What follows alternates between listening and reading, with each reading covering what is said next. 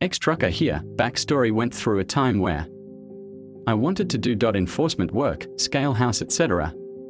Got a chance to work at a inspection station for a day. Call comes over the radio for a truck having a hard time keeping the lane, hitting the rumble strips, possibly drunk.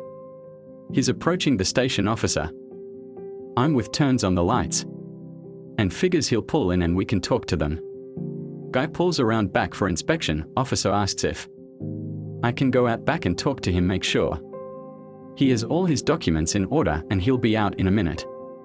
I walk up to the truck, older man driving. Make sure he's got his documents. Noticed his eyes were red and he appeared to have just gotten through a good tear fest. I ask him if he's okay and he begins to say he was driving and was having a breakdown, thinking about his wife who passed away, and he thought he was fine but it was catching up with him. The story of his wife's passing was they drove together for quite some time. They stopped at a truck stop for dinner and to stop for some sleep. He stopped by the entrance to the truck stop so she could go in and get food ordered. It's late at night, she gets out, he heard the door close and grabbed a gear and went to go find a spot. Well, she fell on the way out and he had not noticed over the sound of the motor. When he drove away, he crushed her with the truck as she laid on the concrete. I stood there white-faced and shocked about this tragic story.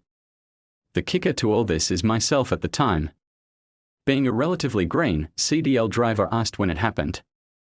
It was the week before and he couldn't afford to take time off because he was an owner-operator, barely scraping by, and I remember him saying to me / I care, but the bank don't give a fuck.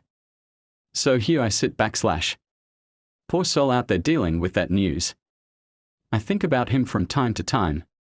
To this day I'm always hyper aware of people near any vehicle or equipment I'm operating. Be safe out there.